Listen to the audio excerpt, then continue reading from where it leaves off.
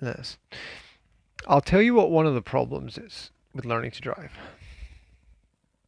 And you can agree with me or disagree with me.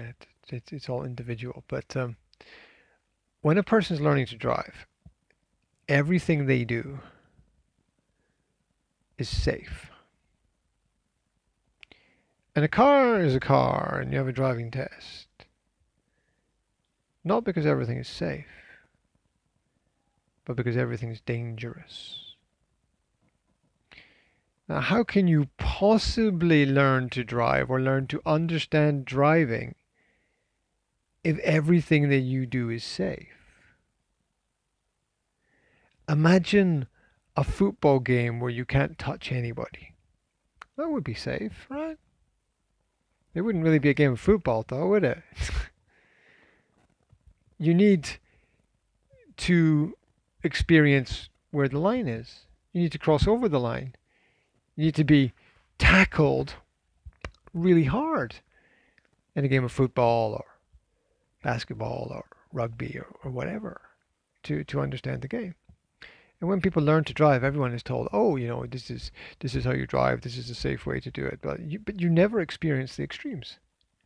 You never experience a skid. You never experience going too fast. You never experience losing control. And then what happens if you skid? What happens if you go too fast? What happens if you lose control? You have no experience of it, so you don't know what to do. And so,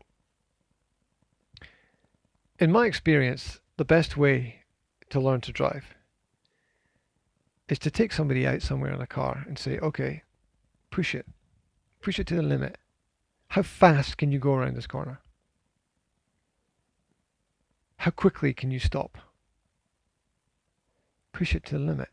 And then only when you push it to the limit do you understand how a car works.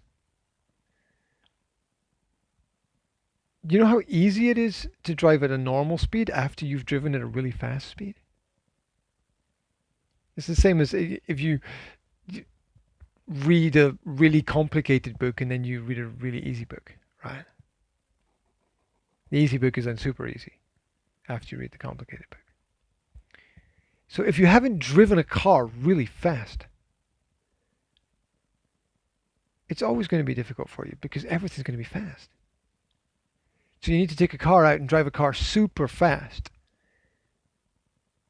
And then when you drive a car at normal speed, it's like, oh, this is really slow. It's like the Formula One racing drivers. When they're driving a car, it's like they can fall asleep, right? Because it's just the most boring thing. Because they're normally driving at 200 miles an hour. And they get in a normal car and they're doing like 70, 80. And they're just like, it's kind of boring. I could, just write my diary or play some computer game as I'm driving down the road because it's just so slow. So unless you experience, you're never on average good unless you experience extreme situations.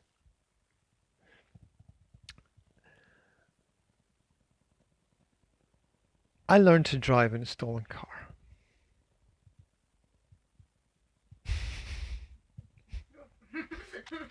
Well, no, it's not.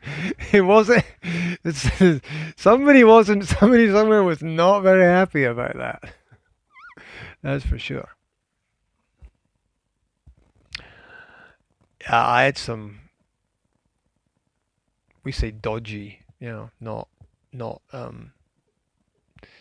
not dodgy people you can't trust. Yes, dodgy people you should avoid, people you should not speak to. I had some dodgy friends when I was at school, and one of them lived in a house in the middle of nowhere. It was in the middle of nowhere because it was near the beach actually, but it was in the middle of nowhere because somebody built a house in the middle of nowhere for some reason.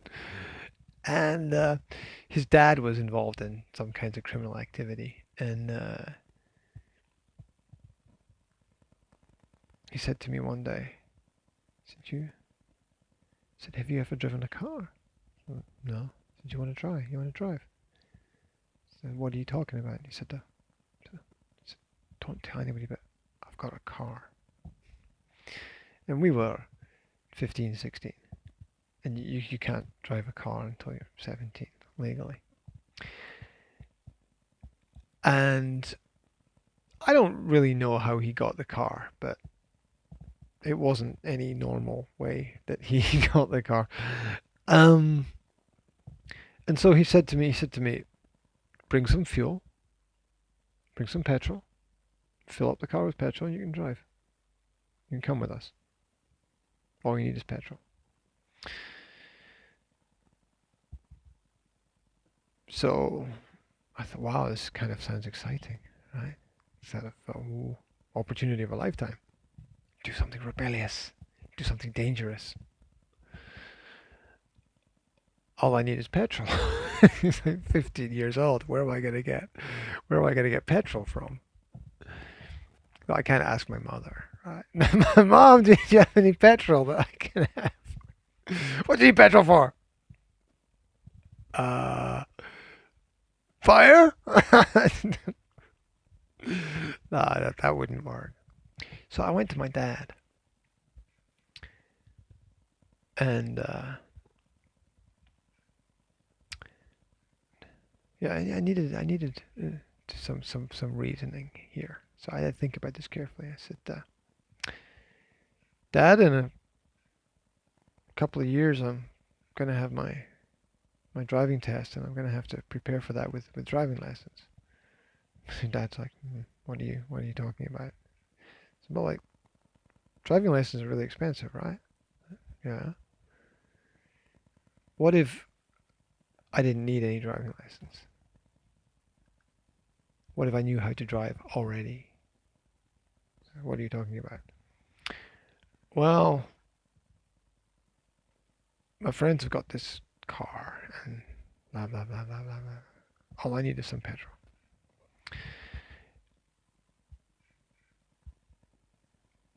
And I thought my father was going to go crazy, right? I thought he was going to I thought he was going to explode. And he said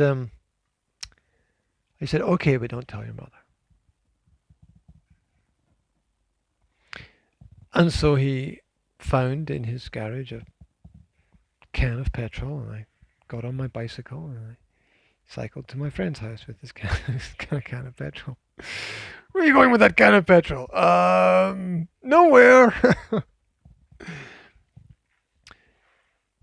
And we drove the car around this big flat area that was next to the beach. I learned to drive just by sitting in the car, and my friend said, okay, this makes it go faster, this makes it go slower, and you change gear and by pressing this one, and that's how it works. Go.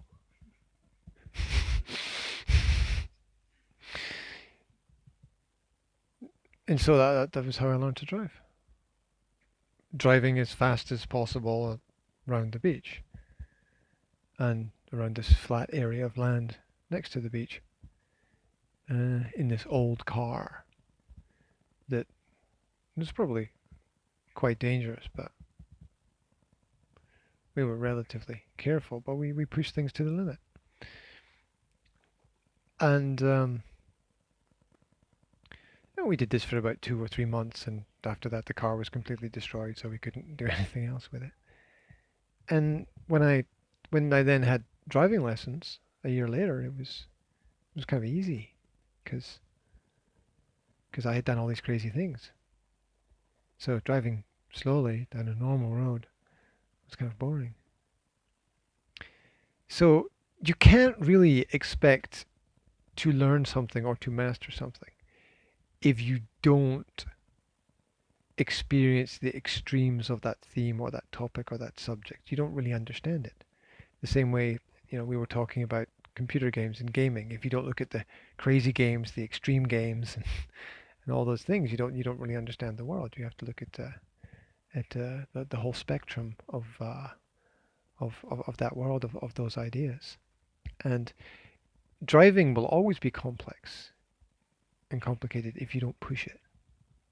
I'm not saying get in your car and drive as fast as possible. I'm not saying that. I'm saying that we all need to to have this safe space that we can push things. Because if we don't, you never know. You never know what normal is if you don't push yourself. If you don't try and study a bit more, you don't get better. The average doesn't increase if you don't change the limits of the world around about you. You push the limits of your contact with the English language and your skills improved. So, you will in general always have a problem with driving until you get in a car and put your foot down and drive it as fast as possible. Because you won't really experience what is safe and what is dangerous. Like the yin and the yang. To understand what is safe, you need to understand what is dangerous. So, be as safe as you can, but don't be so safe that you don't grow at the same time. So what I would do with my kids is, take them to a big area and say, okay, show me what the car can do. How fast can you go? How quickly can you stop? How quickly can you turn a corner within certain limits? And cars are designed to be relatively safe. You can't really, you can break them, but they're designed to work on extreme things.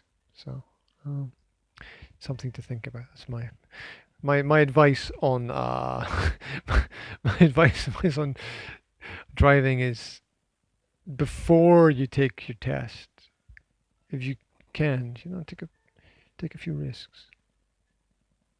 Right. Or maybe you get out on the highway and the instructor says, okay, you can go faster now. You put your foot down, go as fast as you can. The instructor's like, well, slow down. Okay. So, yeah, try and push it a little bit. You don't know how far you can go until you go as far as you can go. Right, those are my thoughts. And you can now tell me it's not a good idea.